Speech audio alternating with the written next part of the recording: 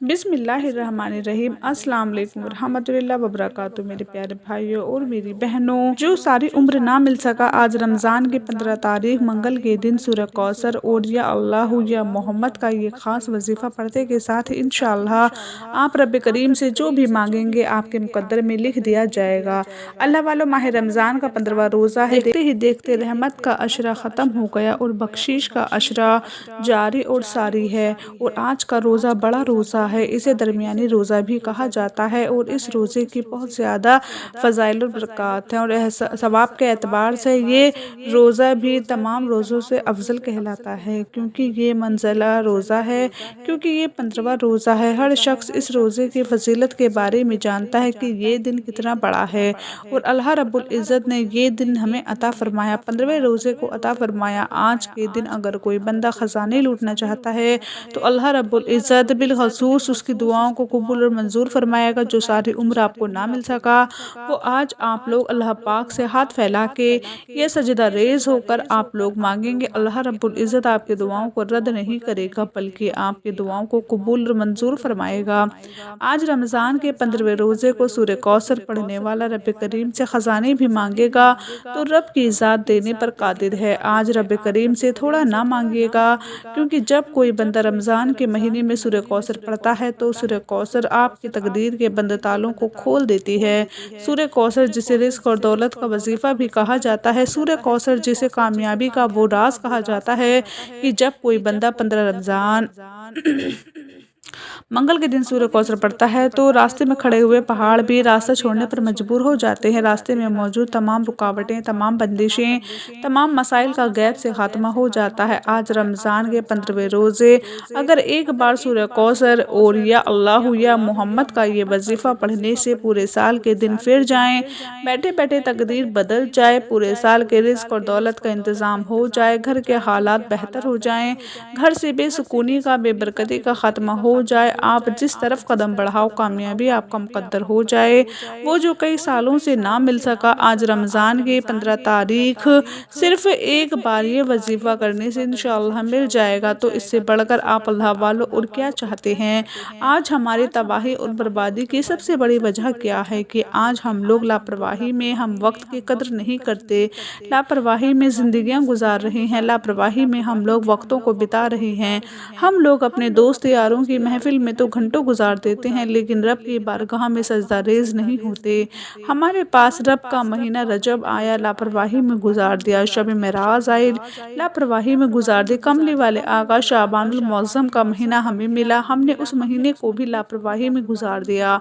उस महीने में एक रात आती है जिसे शब बारात की रात कहा जाता है, जिस रात में ज़िंदगी और मौत के फैसले होते हैं, जिस रात में रिज़्क़ और दौलत के फैसले होते हैं, जिस रात में इंसान की हर चीज़ तब्दील कर दी जाती है, रजिस्टर बंद कर दिया जाता है और नए रजिस्टर को खोला जाता है। हमने उस रात को भी लापरवाही में गुजार दिया और हमने सिर्फ ये कहते हुए गुजार दिया, अभी थोड़ी देर में हम जिक्र करते हैं, अभी थोड़ी देर में मैं इबादत करता हूँ, अभी मैं थोड़ी देर में रब को राज़ी करता हूँ। इतने में रजब भी गुजर गया, शाबान भी गुजर गया, अब रमज़ान का महीना भी आधा हो गया है। अब ये महीना भी लापरवाही में गुजर रहा है। जिसको देखो बाज़ारों में जाके शॉपिंग कर रहा है कि मुझे ईद के कपड़े ख़रीदने हैं। रमज़ान में ईद की तैयारी करना तो उनको ज़रूरी लगता है, लेकिन रमज़ान के महीने में आखिरत का हम लोगों ने क्या इंतज़ाम किया, क्या तैयारी है हमारे पास, क्या हमने रमज़ान में क्या तैयारी की। हमारे पास कुछ भी तो नहीं है, हमने कोई तैयारी नहीं की। इसके बरक्स हमारे ऊपर इतनी परेशानियों की वजह क्या है, हम लोग क्यों कर्ज़ों में डूबे हुए हैं, क्यों हमारा लाइफ स्टाइल चेंज नहीं हो रहा। बात सिर्फ यही है कि दिखावा, हम लोगों ने बस दिखावे को ही मकसूद कर दिया है। दिखावा ही हम लोगों ने सब कुछ समझ लिया है कि पहनावा अच्छा होगा तभी कोई बाप बेटी देगा, पहनावा अच्छा होगा तभी कोई बैंक नौकरी देगा। हमने हर चीज़ को दिखावे पर छोड़ दिया। अल्लाह वालों, रब की ज़ात पर तवक्कल हम लोग भूल चुके हैं। हमने अपने कुव्वत बाजू पर हमने भरोसा करना शुरू कर दिया है और हमने जब अपने कुव्वत बाजू पर भरोसा करना शुरू किया तो अल्लाह पाक ने तरह तरह के मसाइल हमारे ऊपर डाल दिए। ब्लड प्रेशर की बीमारी हमारे अंदर आम है, शुगर की बीमारी हमारे अंदर आम है, डिप्रेशन की बीमारी हमारे अंदर आम है। आज کل 15-16 سال کے بچے کو بھی بلڈ پریشر ہو رہا ہے، اس سے بڑھ کر اور کیا ہوگا؟ گھر سے اس بچے کو اتنا پریشر مل رہا ہے کہ پڑھائی کر، پڑھ لکھ کر تجھے ایک اچھا نوکر بننا ہے۔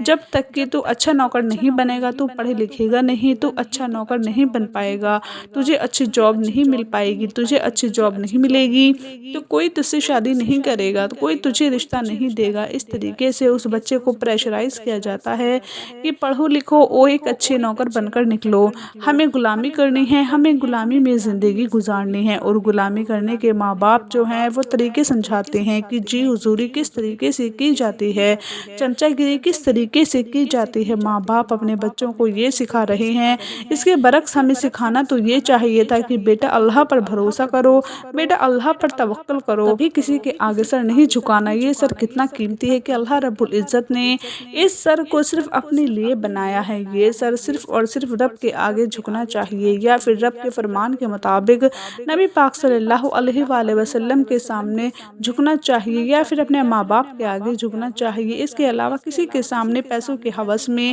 کبھی اس سر کو نہیں جھکانا۔ یہ سر بہت قیمتی ہے۔ ہمارے ماں باپوں نے یہ سمجھانا تو بند کر دیا ہے، اور نتیجہ کیا ہے؟ آج ہمارا بالکل آنکھوں کے سامنے ہے کس طرح سے ہمارے بچے ہماری عزت نہیں کر رہے، ہمارے بچے ہماری عزت کرنے کو تیار ہی نہیں ہیں، کیونکہ ہم نے ان کو سکھایا ہی یہی ہے کہ جو حضوری کر کے چلو۔ اب وہ جی حضوری انہوں نے کرنا اپنے ماں باپ کی تو نہیں سکھائی کہ ہماری جو جی حضوری کرو، انہوں نے تو سکھایا کہ باس کی جی حضوری کرو۔ اب وہ باس کی بھی کر رہا ہے، وہ بیگم کی بھی کر رہا ہے، نہیں کر رہا تو اپنے ماں باپ کی نہیں کر رہا۔ اللہ والو افسوس کے ساتھ کہنا پڑتا ہے کہ ہم لوگوں نے تربیت اپنے بچوں کی صحیح نہیں کی، اور ابھی بھی رمضان کا مہینہ گزرتا چلا جا رہا ہے۔ آپ بے شک روزانہ اپنے بچوں کو کہتے ہیں قرآن پاک پڑھو، لیکن وہ نہیں پڑھ رہا۔ آپ یہ دیکھیں کہ آپ کی تربیت میں کہیں نہ کہیں کمی ہے۔ اللہ والو آج رمضان کا مہینہ ہے، ابھی بھی وقت ہے، اللہ رب العزت موقع دے رہا ہے، سجدہ ریز ہو کر رب سے مانگ لو، اللہ پاک تمہارے بچے کو سدھار دے گا انشاءاللہ، تمہاری اولاد کو تمہارا فرما بردار بنا دے گا، تمہارے بڑھاپے کا سہارا بنا دے گا۔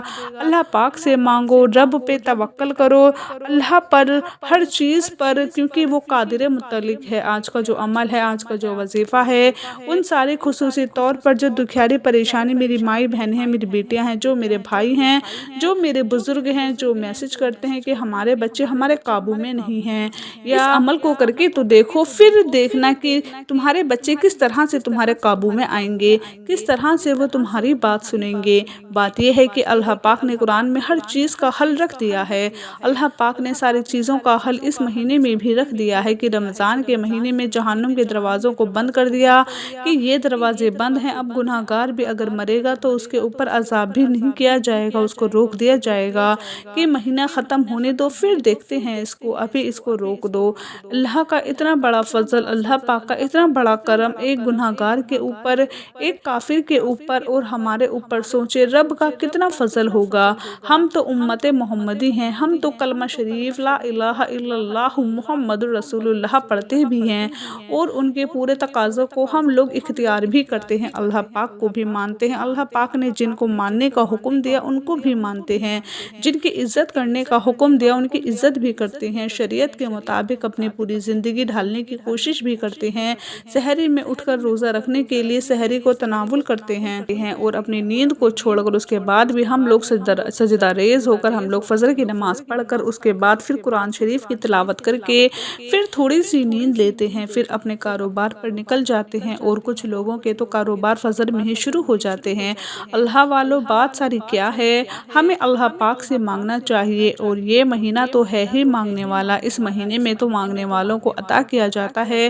اس مہینے میں تو جو مشکلات میں گھرا ہوا، پریشانیوں میں، رکاوٹوں، بندشوں میں، جو کئی سالوں سے وظائف پڑھ پڑھ کر تھک چکے ہیں، دن رات محنت کرنے کے باوجود بھی کسی طرح سے کوئی کامیابی نظر نہیں آ رہی، تو آج صرف 15 رمضان المبارک منگل کے دن سورہ کوثر یا اللہ یا محمد کا یہ وظیفہ پڑھ کر دیکھیے گا۔ سورہ کوثر کا ایک خاص وظیفہ کر کے دیکھ لینا، کیونکہ سورہ کوثر ایک ایسا خاص عمل ہے جسے پڑھنے والا رب کریم سے 1 لاکھ مانگتا ہے تو رب کی ذات کئی لاکھوں سے نواز دیتی ہے۔